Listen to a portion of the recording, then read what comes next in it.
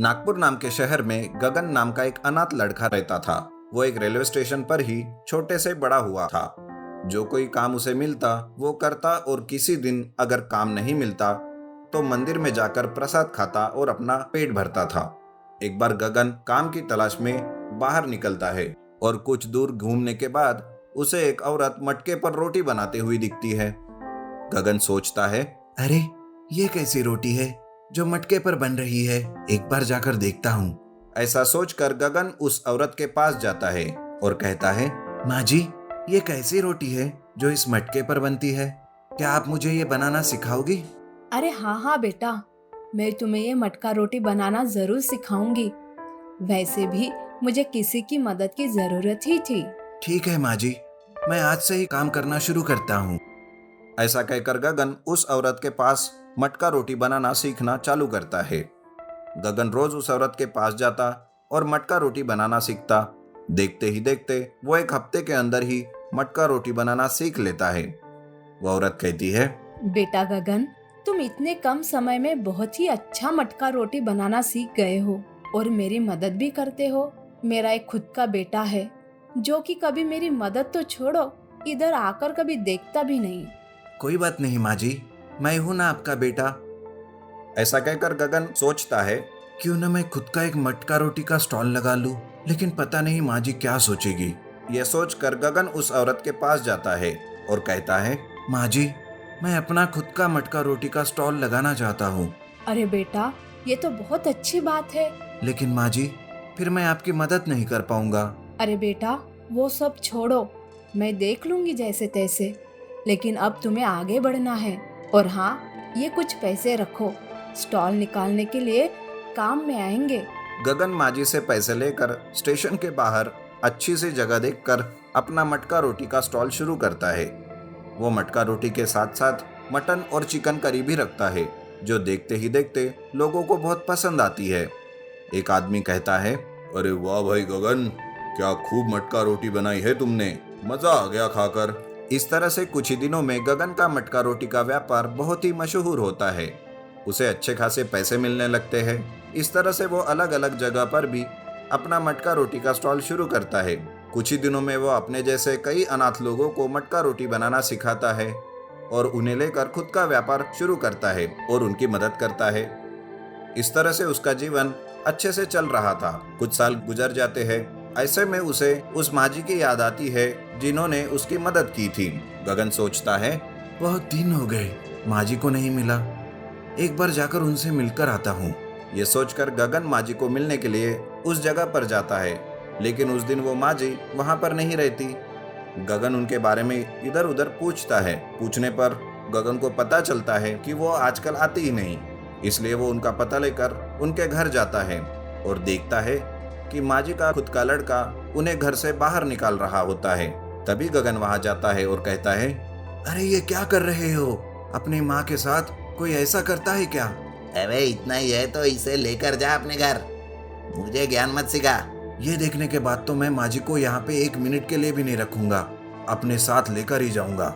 ऐसा कहकर गगन माँ जी को अपने साथ लेकर जाता है और फिर दोनों मिलकर मटका रोटी का व्यापार अच्छे से देखने लगते हैं। कुछ दिन के बाद माँ जी गगन की शादी भी करवा देती है और तीनों हंसी खुशी से जिंदगी बिताने लगते हैं। राजस्थान के एक गांव में धनुष और प्रमोद नाम के दो भाई रहते थे। वे दोनों कोई काम धाम नहीं करते थे, जिसकी वजह से उनके पिताजी को बड़ी ही तकलीफ रहती थी।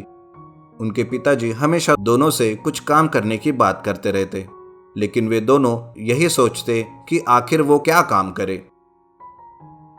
इसलिए एक दिन धनुष और प्रमोद दोनों काम के लिए शहर जाते रहते, लेकिन थोड़ी दूर पैदल चलने के बाद धनुष की तबीयत एकदम खराब हो जाती है।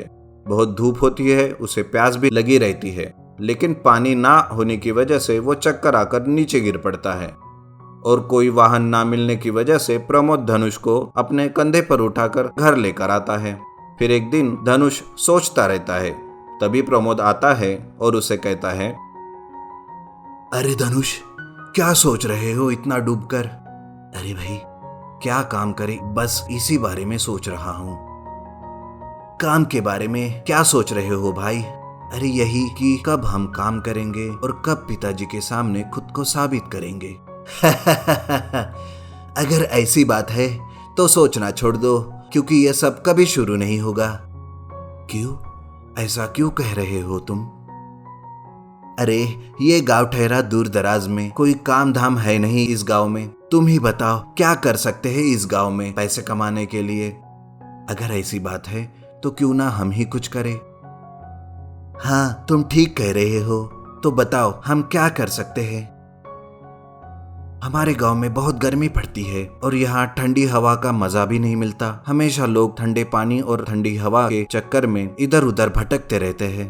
क्यों ना हम चलता फिरता स्विमिंग पूल बनाकर आसपास के गांव में और मेले में टिकट लगाकर लोगों को स्विमिंग के मजे दे। अरे वाह, तुम्हारा आइडिया तो बहुत अच्छा है, लेकिन ये करेंगे कैसे? वो देखो गांव के बाहर से जाती हुई ट्रेन की पटरी। उसी पटरी से हम अपने गांव में जाने के लिए एक नई पटरी जोड़ देते हैं और गांव से लेकर आसपास के सभी गांव और शहर से आने जाने का रूट तैयार करते हैं और ट्रेन के साथ कुछ डिब्बों में पानी भरकर उसे स्विमिंग पूल बना देते हैं और टिकट लेकर उसमें एंट्री देते हैं। अरे वाह, ये आइडिया तो सही में बहुत अच्छा है। तो चलो काम पर लगते हैं। दोनों काम पर लगते हैं। कुछ ही दिनों में ट्रेन की पटरी तो तैयार होती है, लेकिन पटरी पर चलाने के लिए उनके पास ट्रेन ही नहीं रहती और यहाँ आकर वो दोनों मायूस होकर बैठ जाते हैं। तभी गांव के एक बुजुर्ग उनके पास आते हैं। वो कहते हैं, अरे तुम दोनों ऐसे मायूस क्यों बैठे हो? क्या हुआ? कोई परेशानी है क्या? क्या बताऊं चाचा जी, हम दोनों ने ट्रेन स्विमिंग पूल बनाने के लिए इतनी मेहनत से ये पटरी तो बिछाई, लेकिन उस पर चलाने के लिए हमें ट्रेन ही नहीं मिल रही। बस यही सोचकर चुपचाप बैठे हैं। बस इतनी सी बात? चलो आओ मेरे साथ, मैं तुम्हें कुछ दिखाता हूँ। बूढ़े चाचा जी दोनों को गांव के बाहर थोड़ा दूर तक लेकर जाते हैं। चलते चलते तीनों एक नदी तक पहुँचते हैं। धनुष और प्रमोद देखते हैं कि एक ट्रेन और एक मालगाड़ी उस नदी में गिरी हुई है। चाचा जी कहते हैं, ये देखो बेटा, कई सालों पहले अंग्रेजों के जमाने में यहाँ पर एक मालगाड़ी और एक पैसेंजर गाड़ी में टक्कर हुई थी। वो टक्कर इस नदी की पुल पर हुई और दोनों ट्रेनें नदी में गिर गई। उस दिन के बाद इस ट्रेन की तरफ किसी ने नहीं देखा और ये दोनों ट्रेनें यहीं पर पानी में पड़ी पड़ी सड़ रही है। तुम दोनों समझदार हो, आगे क्या करना है जानते हो। अरे देखो धनुष, ट्रेन के ऊपर हम उस मालगाड़ी की डिब्बों को जोड़कर उसमें पानी भरकर स्विमिंग पूल तैयार कर सकते हैं। सही कहा भाई, चलो काम पर लगते हैं। धनुष और प्रमोद दोनों मिलकर ट्रेनों को नदी से बाहर निकालते हैं और गांव में लेकर आते हैं। दोनों मिलकर उस पैसेंजर ट्रेन के ऊपर मालगाड़ी के डिब्बों को जोड़ देते हैं। आखिर में ट्रेन को पटरी पर रखते हैं और वापस नदी पर जाकर ट्रेन के ऊपर बने स्विमिंग पूल में पानी भरते हैं और गांव में लगे मेले में लेकर जाते हैं। प्रमोद जोर जोर से पुकारने लगता है, आओ आओ, मेले में स्विमिंग पूल का आनंद लो, चिलचिलाती धूप से ठंडक पाओ, सिर्फ 10 रुपए में ठंडे ठंडे पानी से स्विमिंग का मजा लो, घूमते घूमते सफर करते हुए स्विमिंग का मजा लो। ट्रेन स्विमिंग पूल देखकर सभी लोग बड़े ही अचंभित होते हैं और ट्रेन के ऊपर लगे स्विमिंग पूल में तैरने लगते हैं। उन्हें देखकर बाकी के लोग भी ट्रेन के पास स्विमिंग का मजा लेने आते हैं और देखते ही देखते धनुष और प्रमोद दोनों भाई एक गांव से दूसरे गांव जाते हैं और वहां पर लगे हुए मेले में अपनी ट्रेन चलाते हैं और अच्छा खासा रुपया कमाने लगते हैं। ये देखकर उनके पिताजी भी बड़े ही खुश होते हैं। नीरज और धीरज की दोस्ती। रामपुर नाम के गांव में नीरज और धीरज नाम के दो दोस्त रहते थे। दोनों बचपन से साथ में बड़े हुए रहते हैं, लेकिन धीरज को नीरज पसंद नहीं रहता। इस वजह से धीरज हमेशा नीरज को किसी न किसी तरीके से तकलीफ देता था, लेकिन नीरज हमेशा धीरज की गलतियों को नज़रअंदाज करता था। एक दिन दोनों को एक कंपनी में नौकरी लग गई। दोनों दोस्त रोजाना साइकिल से ऑफिस जाते थे। ऑफिस का मैनेजर बड़ा ही सख्त मिजाज का था। अगर कोई ऑफिस में लेट आता तो उसे मैनेजर खरी खोटी सुनाता था, इसलिए नीरज हमेशा वक्त पे ऑफिस पहुंचता था। एक दिन नीरज धीरज को बताता है, अरे धीरज, तुम्हें एक बात बतानी है। हाँ हाँ बोलो। क्या बात बतानी है मुझे? अरे धीरज, मेरी शादी के लिए एक रिश्ता आया है। वो पड़ोस के गांव में ही रहते हैं। लड़की के पिताजी का बहुत बड़ा व्यापार है और लड़की भी इकलौती है। मुझे समझ नहीं आ रहा कि मैं क्या करूं। तुम कुछ बताओ दोस्त। अरे इसमें भला मैं क्या बता सकता हूँ? अगर तुझे लड़की पसंद है तो कर ले शादी, इसमें क्या सोचना है। ये बात बोलकर धीरज चला जाता है, लेकिन घर जाने के बाद धीरज सोचता है, बाप रे बाप, इकलौती लड़की का रिश्ता और उसके बाप का बड़ा व्यापार, कितना रुपया होगा उनके पास। अगर ये रिश्ता नीरज से ना होकर मेरे साथ हुआ तो एक काम करता हूँ, रात को उन्हें फोन करता हूँ। ये सोचकर धीरज रात को गांव के चौराहे पर लगे पब्लिक टेलीफोन से लड़की के बाप को फोन लगाता है। हेलो, क्या विशंबरनाथ बोल रहे हैं? हेलो, हाँ जी विशंबरनाथ बोल रहा हूँ। कौन बात कर रहा है? जी मैं रामपुर गांव से बात कर रहा हूँ। क्या आपने हमारे गांव के नीरज नाम के लड़के से अपनी इकलौती लड़की की शादी फिक्स की है? हाँ जी, क्यों आपको कोई प्रॉब्लम है? जी देखिए, आपने जिस नीरज से अपनी बेटी की शादी फिक्स करी है वो लड़का एकदम बेकार है। उसे शराब और सिगरेट की भी आदत है और कभी कभी तो वो रात भर जुआ खेलता रहता है। इससे अच्छा तो उस नीरज के साथ ही धीरज नाम का एक लड़का काम करता है। उस लड़के से अपनी बेटी की शादी कर दीजिए, हमेशा खुश रहेगी। मुझे बस आपको आगाह करना था लड़के के बारे में बताकर, बाकी आगे आपकी मर्जी। ये सुनकर लड़की का बाप नीरज से शादी तोड़ देता है और धीरज से करवा देता है। लेकिन जिस दिन शादी होती रहती है उसी वक्त पुलिस वहां आती है और विशंबरनाथ को पकड़ लेती है। धीरज पुलिस को पूछता है, अरे अरे इंस्पेक्टर साहब, आपने मेरे ससुर को क्यों पकड़ा है? जी इन्होंने बैंक में काफी फ्रॉड किया है, इसलिए इनकी सारी संपत्ति और व्यापार हमने फ्रीज कर दिए हैं। ये सुनते ही धीरज टूट जाता है और वो अपने सर पर हाथ रखता है। उसे एक फूटी कौड़ी भी नहीं मिलती, उल्टा शादी करके उस पे ही जिम्मेदारी आ जाती है। दूसरे ही दिन धीरज ऑफिस के लिए निकलता है। वो देखता है कि नीरज की साइकिल पंचर हो गई है और वो उसका इंतजार कर रहा है उससे लिफ्ट लेने के लिए।